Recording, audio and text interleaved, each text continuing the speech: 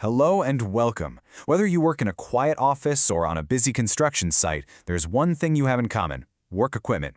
Today, we're going to demystify PUWER. That's the Provision and Use of Work Equipment Regulations. It's the essential legal rulebook that keeps people safe and businesses compliant here in Great Britain. So, let's get right into it.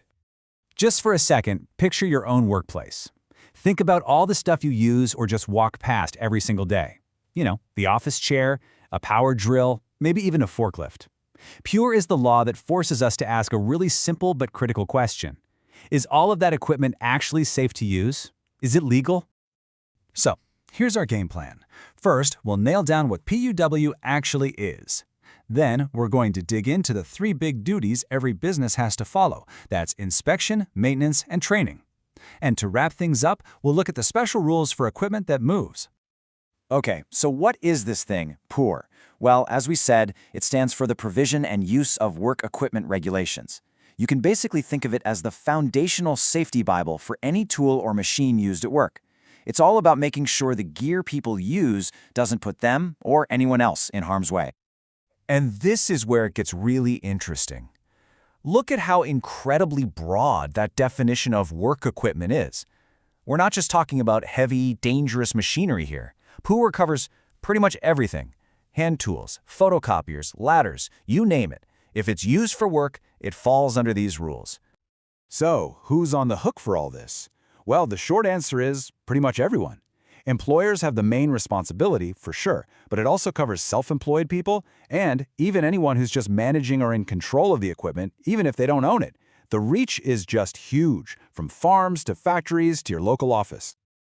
All right, let's dive into the first core responsibility under PUWER, the duty to inspect. And listen, this isn't about ticking boxes and creating paperwork. It's about having a system to check that your equipment starts safe and, just as importantly, stays safe. So, when do you actually have to do a formal inspection? Well, the law is super specific. First, right after it's installed or if you've moved it to a new location. Second, you've got to check it at regular intervals, especially if it's getting hammered by conditions that could make it wear out faster. And third, anytime something unusual happens, like a big modification, some serious damage, or a close call. Now here's a really crucial point.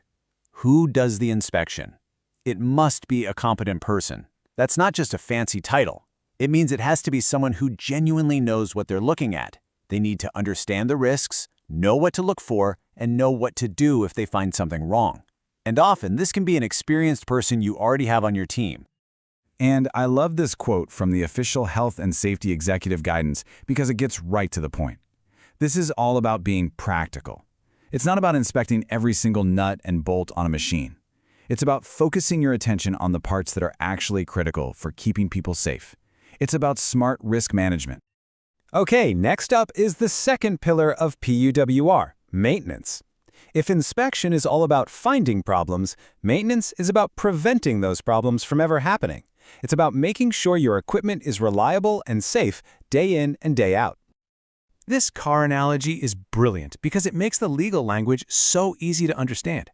PUWE says equipment has to be in an efficient state, in efficient working order, and in good repair. Let's break that down using a car. Efficient state is its general condition. No major rust, no fluid leaks. Efficient working order means the safety stuff works, the brakes, the lights, the horn. And good repair means it's getting serviced properly and on time. You need all three to be compliant.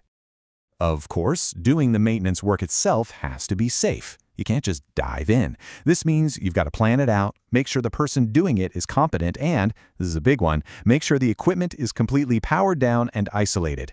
You've also got to release any stored energy like trapped pressure before you start. And the consequences of getting this wrong, well, they're just devastating. This is a real case. A worker was killed, crushed by a hoist that started up unexpectedly because it hadn't been properly isolated. It's a tragic reminder that these procedures aren't just suggestions, they're lifesavers. This brings us perfectly to our third core duty, competence and training. Look, you can have the most perfectly inspected, beautifully maintained piece of equipment in the world, but it's only as safe as the person operating it. Knowledge really is your first line of defense. And PUWER is crystal clear on this. Training isn't just for the people on the tools. Of course, the users need to know how the equipment works, what the risks are, and what precautions to take. But, and this is just as important, their supervisors and managers also have to be trained so they can effectively oversee its safe use. You see, the point here is that proper training is so much more than just learning which button to press. It's about understanding why that safety guard is there in the first place. It's about knowing what could go wrong if you try to bypass it, and being able to spot the early warning signs that something's not right. All right, last but not least, let's talk about a special category of equipment that has its own set of rules. We're talking about mobile work equipment. Things like forklifts, dumper trucks, you get the idea. Because they move, they introduce a whole new set of risks, and PUWER has specific things to say about them. The regulations demand certain key safety features to protect not just the driver, but everyone around them.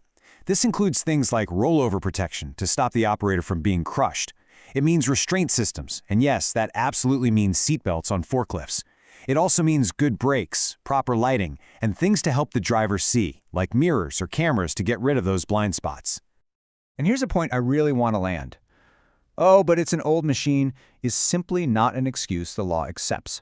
The rules say that even older equipment might need to be upgraded with modern safety features, like seatbelts, if it's reasonably practical to do so.